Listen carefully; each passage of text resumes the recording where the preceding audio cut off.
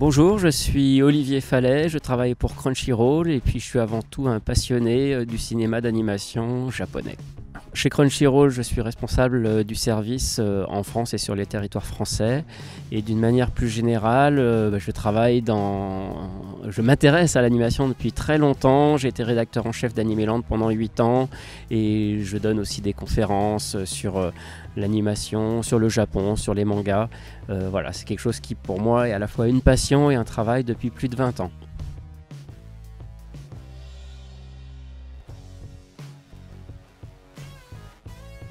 Alors, ce qui me passionne le plus dans mon travail, c'est justement de concilier quelque chose qui est à la fois une passion et un travail. J'ai découvert l'animation japonaise en grandissant, comme beaucoup, à la télévision. Alors, moi, je suis d'un certain âge, donc c'était plutôt l'époque Goldorak, Cobra, Candy, Albator. Et quand je regardais ça, je ne savais pas forcément que c'était des séries qui venaient du Japon. On ne connaissait pas le mot manga. Voilà. Par la suite, je me suis intéressé à toute cette culture. J'ai appris plein de choses. J'ai découvert le cinéma d'animation, j'ai découvert le studio Ghibli. J'ai découvert qu'il y avait plein de choses, que derrière ces séries qui étaient critiquées, il y avait des auteurs, des réalisateurs, des studios.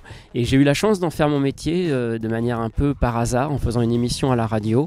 Voilà, et j'étais pas du tout destiné à ça, j'avais fait des études pour autre chose. Et puis finalement, ça s'est transformé en un vrai travail. J'ai fait plein de choses dans ma vie, donc de la radio, de la presse écrite. J'ai travaillé pour des éditeurs vidéo, de musique et aujourd'hui pour Crunchyroll. Et ce qui me plaît, voilà, c'est à la fois de continuer de découvrir ce qu'est devenu l'animation aujourd'hui, d'en devenir peut-être un des ambassadeurs, de la faire connaître, d'en faire la promotion et d'aider surtout à mieux la comprendre. Ça a été aussi un long travail, quelque chose qui est plus facile aujourd'hui mais qui n'était pas forcément évident il y a 20 ans quand l'animation japonaise était beaucoup critiquée.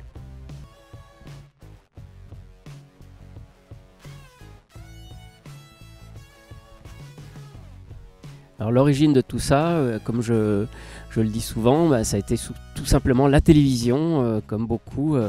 J'ai découvert l'animation japonaise à travers les programmes qui passaient sur les grandes chaînes. C'est vrai que c'est quelque chose qui a plus forcément aujourd'hui. Enfin, il y a toujours de l'animation japonaise à la télé, mais sur des chaînes qui sont spécialisées.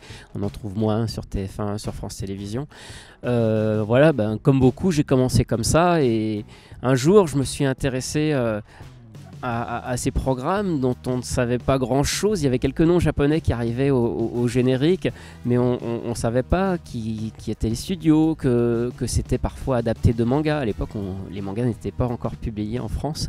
Donc l'origine, elle est là. Ça a été d'abord une passion d'enfants et d'adolescents qui trouvaient ces séries géniales. Et jusqu'au moment où j'ai eu la chance de rencontrer des personnes qui m'ont permis de passer de l'autre côté de la barrière, de la frontière, de découvrir derrière ce qu'il y avait, qui faisait ces séries et quelle était cette culture qu'on connaissait très mal à l'époque.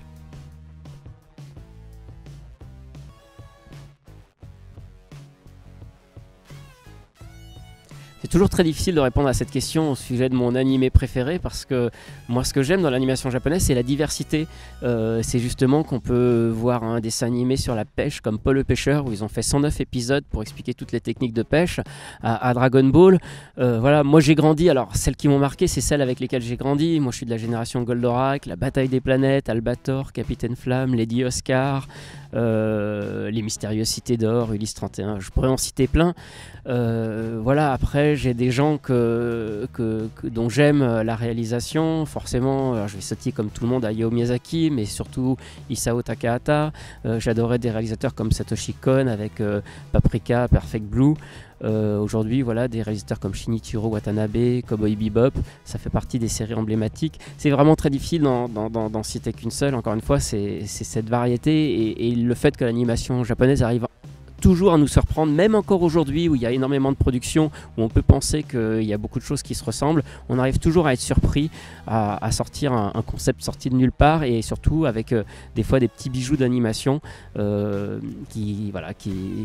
seuls les Japonais arrivent à faire.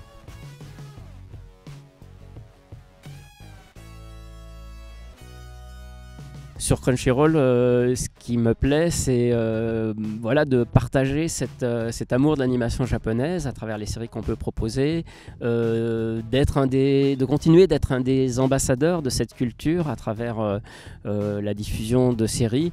Voilà, c'est à la fois quelque chose qui est excitant et puis on devient partie prenante puisque on fait partie de ceux qui diffusent ces programmes même.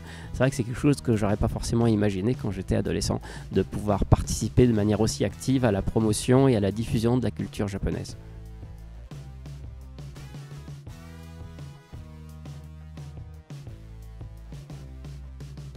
Alors ce que j'aime à Jonitsu, c'est le côté humain de la convention.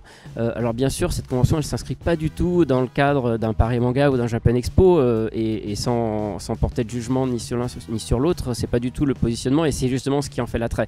Un côté humain, alors certains pourront trouver que c'est une convention toute petite, mais justement c'est un endroit où on peut discuter avec les gens, discuter avec les associations qui sont présentes. Il y a énormément de conférences, de rencontres. Voilà, moi-même j'ai participé à une conférence sur la production, comment se produit aujourd'hui un animé au Japon. Et alors ça aussi, c'est des choses qu'on peut trouver bien sûr à Japan Expo, où il y a aussi énormément de conférences, mais voilà, on a peut-être un peu plus le temps de discuter, d'échanger avec le public, parce que justement c'est une convention à taille humaine. Moi ça me rappelle les premières conventions. J'ai eu la chance de connaître les premières qui se sont montées à Paris il y a déjà plus de 20 ans. Il y a un petit côté comme ça, amateur, spontané, qu'on retrouve aujourd'hui dans une convention comme Jonetsu, et je trouve que c'est sympa d'avoir encore des petits événements comme ça. Il y en a beaucoup en province, il y en a maintenant beaucoup moins à Paris, donc voilà ce qui me plaît ici.